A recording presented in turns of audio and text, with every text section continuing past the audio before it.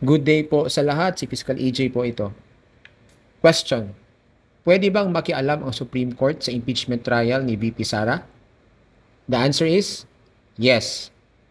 Ayon sa Article 8, Section 1 ng 1987 Constitution, judicial power includes the duty of the courts to determine whether or not there has been grave abuse of discretion amounting to lack or excess of jurisdiction on the part of any branch or instrumentality of the government.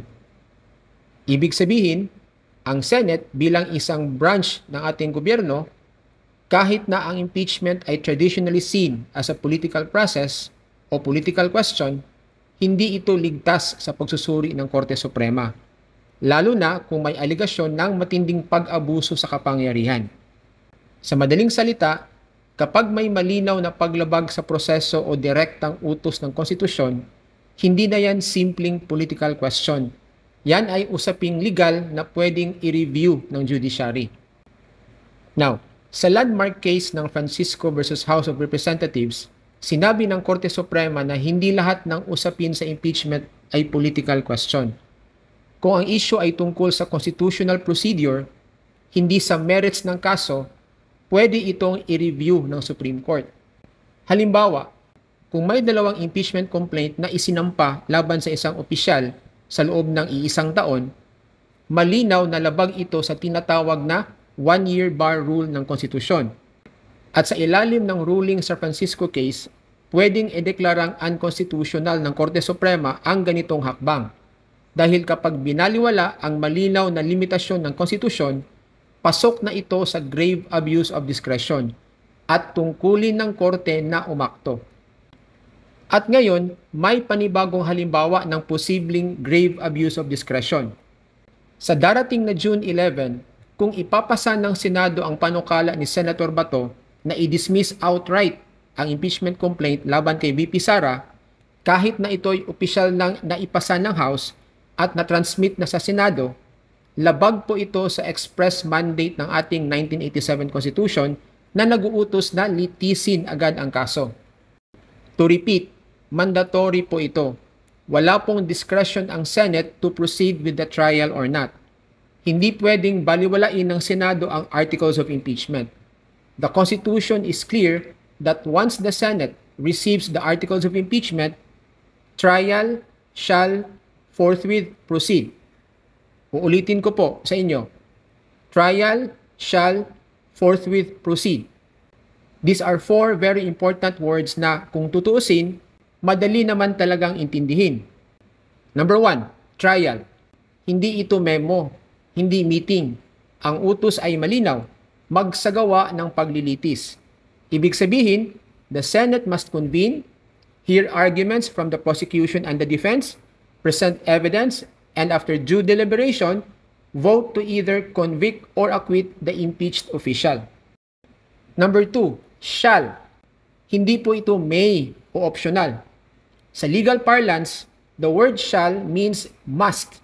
It imposes a duty, not a choice. Ibig sabihin, kailangan sundin. And number 3, forthwith proceed.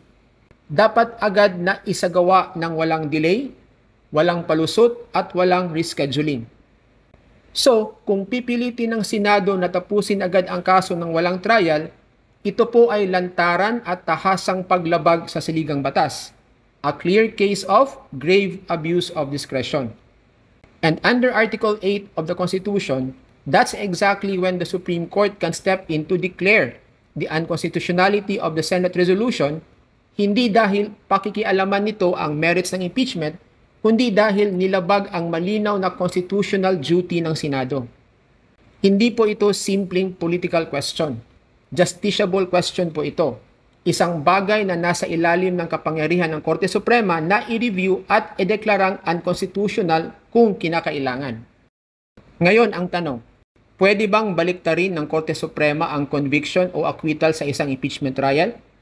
Ang sagot ko po dyan ay hindi po. Ayon kasi sa Article 11 ng 1987 Constitution, ang House of Representatives ang may exclusive power to initiate impeachment. At ang Senate naman ang may sole power to try and decide all impeachment cases. Ibig sabihin, kapag may conviction o acquittal na, ang desisyon ng Senado ay pinal at hindi na mababaliktad kahit ng Korte Suprema. Hindi pwedeng i-review ng Supreme Court ang wisdom o merits ng naging hatol. Halimbawa, kung i-acquit nila si VP Sara kahit malinaw ang ebidensya, hindi na ito maaaring questionin sa Korte Suprema. Bakit? Dahil ito na ang tinatawag na political question. Isang desisyong iniwan ng konstitusyon sa buong pagpapasya ng Kongreso without judicial interference. Ito ang malinaw. Kapag may trial at may naging hatol, tapos na ang papel ng Senado acting as an impeachment court. Pero kapag walang trial at binasura agad ang kaso, ibang usapan na iyon. Posible nang pumasok ang Korte Suprema para tiyaking nasunod ang saligang batas.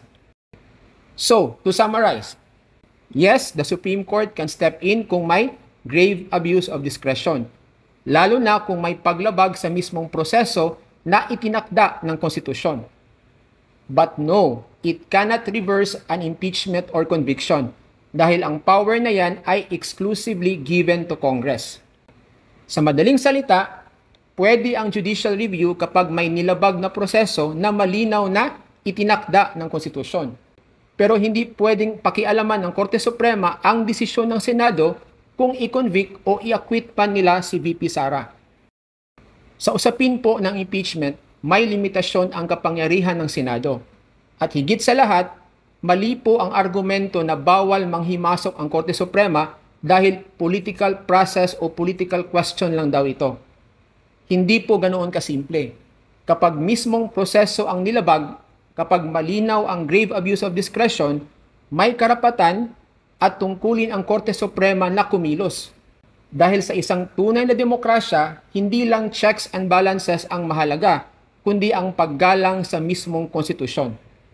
So yan lang po ang nais kong ibahagi today and see you in my next video. Maraming salamat po.